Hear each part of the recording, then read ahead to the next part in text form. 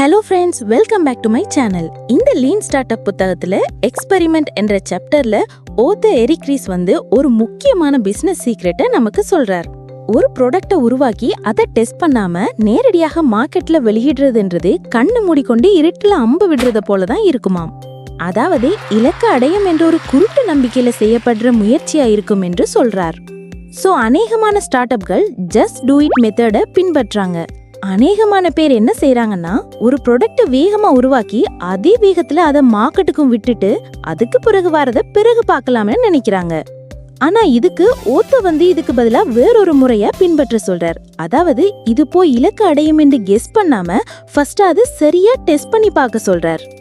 ஒவ்வொரு தயாரிப்பு யோசனையும் ஒரு சின்ன விஞ்ஞான பரிசோதனை போல இருக்க வேண்டும். அதாவது ஒரு ப்ராடக்ட் நல்லா கூலாக இருக்கு, மாசாக இருக்குன்றதுக்காக அதை உருவாக்காம அது உண்மையிலேயே கஸ்டமர்ஸ் கிட்ட இருக்கிற பிரச்சனையை தீக்குதான்றதுல கவனம் செலுத்தணும். இதற்காக ரீஸ் 2 முக்கியமான விஷயங்களை சொல்றார். ஒன்று, வேல்யூ ஹைபோதீசிஸ். உங்களோட ப்ராடக்ட் உண்மையிலேயே பயனளிக்குதா என்று பார்க்கணும்.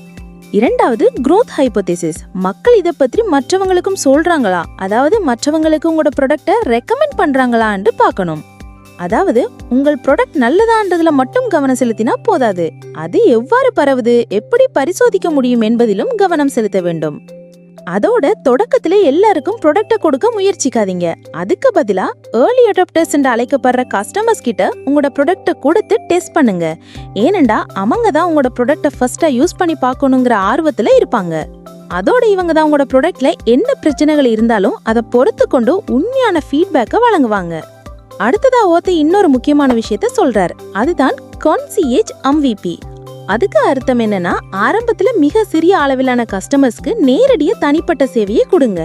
இது அந்த அளவுக்கு பரவக்கூடியதாக இல்லாட்டாலும் அதனால நீங்க மிக முக்கியமான விஷயங்களை கற்றுக்கொள்ள முடியும். இப்ப இந்த முக்கியமான உண்மையும் விளங்கிக் கொள்ளுங்க. உங்களோட முயற்சி தோல்வி அடைய முடியாத அளவுக்கு பாதுகாப்பா இருந்தா அது உங்களுக்கு எதையும் கற்றுக் கொடுக்க முடியாதுதானே. எனவே எந்த ப்ராடக்டையோ சர்வீஸையோ உருவாக்க முதல் இந்த 4 கேள்விகளையும் கண்டிப்பா கேட்டு பாருங்க. முதலாவது, இப்படி ஒரு பிரச்சனை இருக்குன்னு மக்கள் அறிஞ்சிருக்காங்களா? இரண்டாவது, அந்த பிரச்சனைக்கு ஒரு சொல்யூஷனை கொடுத்தா அது அவங்க காசு கொடுத்து வாங்குவாங்களா? மூன்றாவது, அந்த சொல்யூஷனை உங்களிடமிருந்து வாங்குவாங்களா? அடுத்த 4வது, உங்களால உண்மையிலேயே அந்த சொல்யூஷனை உருவாக்க முடியுமா? சோ இந்த கேள்விகளை கேட்காம நேரடியாக உங்களோட ப்ராடக்டை உருவாக்கினீங்கன்னா அது நான் முன்னுக்கு சொன்ன மாதிரி இருட்டு அறையில கண்ணு மூடிக்கொண்டு அம்பு விடுறது மாதிரி தான் இருக்கும்.